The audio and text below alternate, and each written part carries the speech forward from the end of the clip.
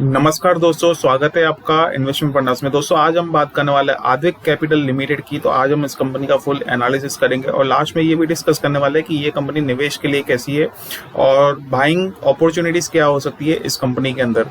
तो आप शुरुआत से लेकर अंत तक इस वीडियो पे बने रहना। और दोस्तों अगर मैं इस कंपनी की बात करूं तो ये एक एनबीएफसी है, नॉन बैंकिंग फाइनेंस कंपनी, और ये रजिस्टर्ड है RBI reserve bank of India के साथ। और अगर मैं दोस्तों इसके प्रोडक्ट्स की बात करूं तो ये company basically gold loan, vehicle loan, business loan, personal loan और प्रॉपर्टी लोन, ये सभी टाइप्स के जो लोन्स है वो ये कंपनी प्रोवाइड करती है। अभी दोस्तों अगर मैं फाइनेंशियल्स की बात करूं इस कंपनी के, तो इस कंपनी के जो फाइनेंशियल्स है वो बेसिकली अगर आप देखोगे तो इनका जो सेल्स है अराउंड मार्च 2021 में 6 करोड़ के आसपास का सेल्स रहा था। और नेट प्रॉफिट की बात करूं तो सिर्फ 6 लाख का नेट प्रॉफिट हुआ था मार्च 2021 में। और अभी मैं लास्ट रीसेंट क्वार्टर्स की बात करूं तो रीसेंट क्वार्टर्स में कंपनी का लास्ट 2 क्वार्टर्स में जो सितंबर 2021 और दिसंबर 2021 है, उसमें कंपनी का अच्छा खासा सेल्स जनरेट हुआ था।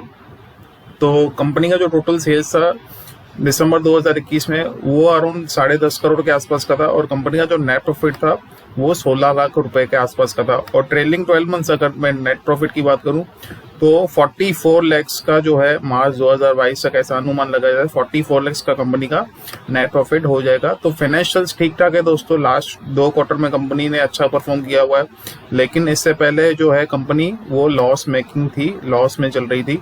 लेकिन अभी 2 क्वार्टर से इनका परफॉर्मेंस जो है वो अच्छा खासा देखने को हमें मिल रहा है। बोरिंग्स की बात करूं दोस्तों 2 करोड़ का कंपनी के पास टोटल बोरिंग्स है as compared to share capital जो कि है अराउंड 12 करोड़ के आसपास का। अगर मैं प्रमोटर्स होल्डिंग की बात करूं तो एक कंसर्न वाला फैक्टर ये है कि यहाँ पे प्रमोटर्स होल्डिंग लगातार डिक्रीज हो रही है। तो पहले अराउंड ये 59% के आसपास ही, अभी ये डिक्रीज होकर 38% हो गई है। तो अराउंड 11-12% के आसपास का यहाँ पे होल्डिंग में डिक्रीज हुआ है। वहीं अगर मैं एक पॉजिटिव फैक्टर की बात करूं तो एफआईएस ने होल्डिंग इस कंपनी में इंक्रीज की है।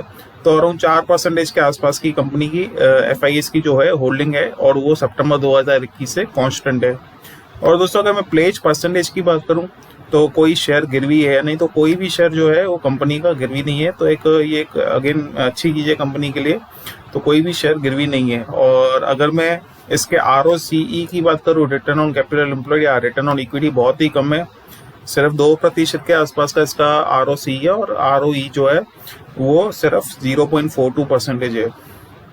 और दोस्तों अभी अगर मैं वैल्यूएशन पर्सपेक्टिव से बात करूं तो इसका जो बुक वैल्यू है वो 0.55 का चल रहा है। और इसका जो अगर प्राइस टू बुक वैल्यू अगर आप देखोगे तो 9 times price to book value है।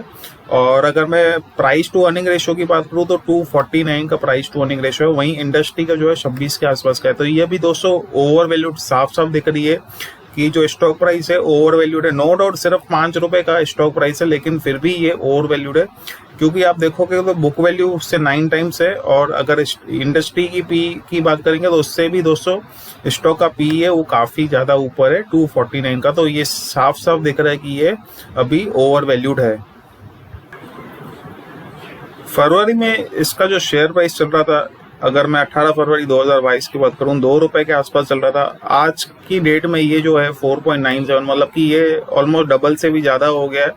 और अभी लास्ट ट्रेडिंग सेशन की बात करूं तो इसमें एक लोअर सर्किट लगा था। आप देख रहे हो कि यहाँ पे 5% का एक डाउनवर्ड मूवमेंट है, मतलब कि एक लोअर सर्किट लगा हुआ है इसके अंदर। और दोस्तों अगर मैं बाइंग अपॉर्चुनिटीज की बात करूं तो मैं इस लेवल पे तो आपको बिल्कुल जो है मेरा सजेशन नहीं रहेगा कि आप इस लेवल पे बाय मत कीजिए।